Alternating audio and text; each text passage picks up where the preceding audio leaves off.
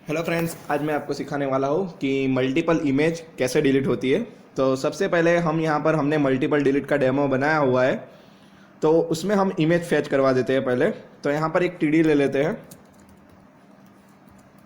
Image के लिए, जहाँ पे मैं इमेज लिखूँगा।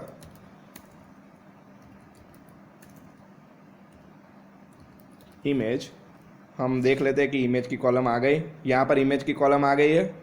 अब नीचे एक कॉलम में इमेज को प्रिंट करवाना है, तो दूसरा टीडी ले लेते हैं हम, जिसमें इमेज का नाम सबसे पहले प्रिंट करवा देते हैं। पीएचपी ओवर इको $रो। हमने डेटाबेस में फील्ड नेम क्या लिया है वो देख लेते हैं। हमारा डेटाबेस का नाम है REG और टेबल नेम यूज़र है।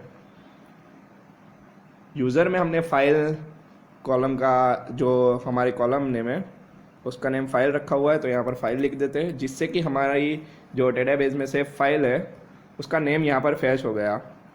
फैच हो जाने के बाद यहाँ पर हमें img_src रखना होगा, जिससे इमेज शो होगी। img_src, उसके बाद यहाँ पर फोल्डर नेम स्लेस, जो हमें इमेज प्रिंट करवानी है वो यहाँ पर है ही।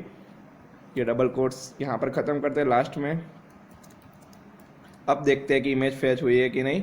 तो इमेज एक भी हमारी अभी भी फोल्डर में नहीं है, तो ऐसे दिखा रहा है। हम इसकी हाइट भी सेट कर देते हैं। यहाँ पर हाइट भी सेट कर सकते हैं हम, मैंने प्रीवियस वीडियो में बताया हुआ है 150, और विथ भी 150।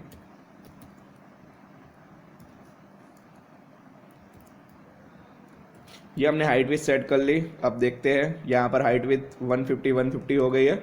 अब हम इमेज भी अपलोड करवा देते हैं। हम select.php में जाके, हमने जो डेमो बनाया हुआ है select.php में, जहाँ से हम इमेज अपडेट करवा सकते हैं, तो यहाँ से हम इमेज अपडेट करवा देते हैं। ये फर्स्ट इमेज अपडेट हो गई और ये सेकंड इमेज अपडेट हो गई। दो इमेज हमने अपडेट कर दी। अब फिर से हम मल्टीपल डिलीट वाली फाइल में चले जाते हैं। यहाँ पर लास्ट में आप देख सकते हैं कि दो इमेज हमने जो अपलोड की है वो यहाँ पर आ गई है। अब क्या करना है हमें, मल्टीपल जब भी हम यहाँ पर चेक करेंगे उसके बाद सबमिट बटन पर क्लिक करेंगे तो हमारा रिकॉर्ड तो डिलीट होता ही था। अब क्या करना है, हमें इमेज भी डिलीट करनी है। तो सबसे पहले हमें एक से ज़्यादा इमेज डिलीट करवानी है, तो हमें पहले तो फॉर लूप का यूज़ करना पड़ेगा। तो फॉर लूप यूज़ करेंगे हम। उससे पहले हमें क्या करना होगा कि जो इमेज है वो डेटाबेस में से लानी होगी। तो सबसे पहले हमारे पास आईडी तो है ही, यहाँ पर जो हमने मल्टीपल आईडी यहाँ पर फैच करवाई हुई है इम्प्लोड फंक्शन का यूज़ करके। तो हम यहाँ पर क्वेरी लगाएंगे सबसे पहले mysql_query, क्योंकि हमें डेटाबेस में से इमेज लानी होगी।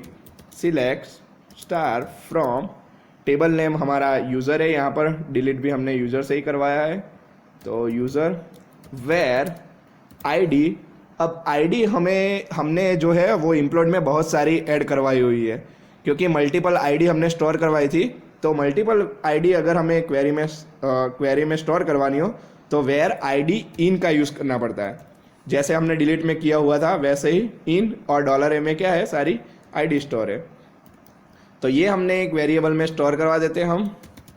ये हमने क्वेरी लगा दी।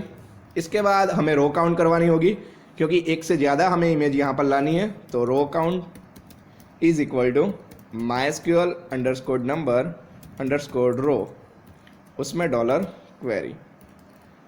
इसके बाद हमें फॉर लूप लगाना है, क्योंकि सारी जो हमारे पास आईडी आएगी उसकी हमें क्या इमेज फैच करवानी है। तो फॉर में $i इज इक्वल टू 1 से लेके जहाँ तक रो काउंट होगी वहाँ तक, और $i plus plus.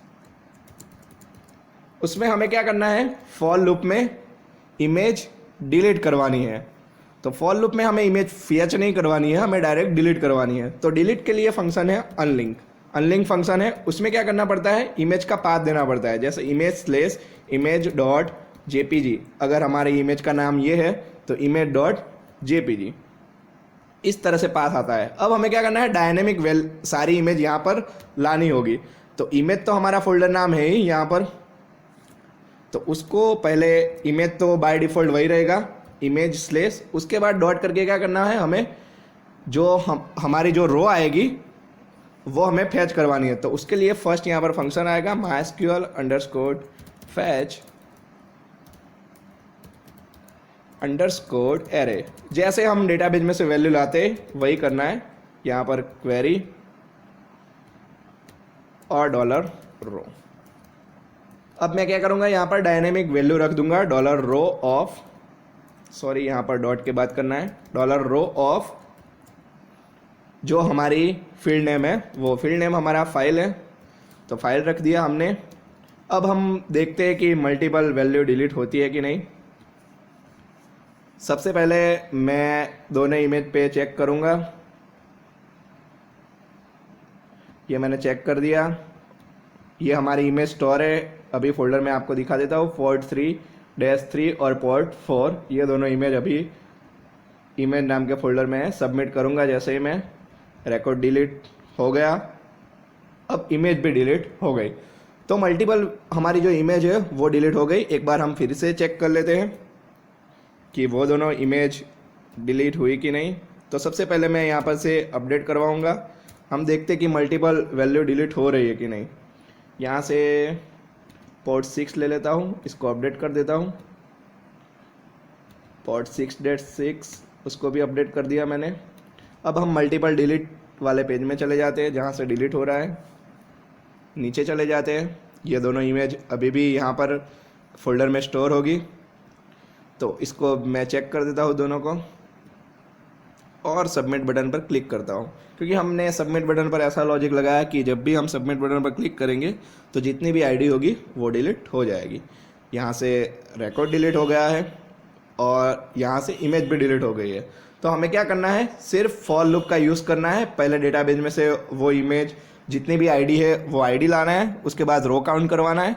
For loop में हमें अनलिंक का फंक्शन का यूज़ करना है, जिससे कि जितनी भी इमेज यहाँ पर स्टोर होगी वो सारी इमेज डिलीट हो जाएगी। तो आपको समझ में आ गया होगा कि मल्टीपल इमेज कैसे डिलीट होती है। Thank you for watching this video.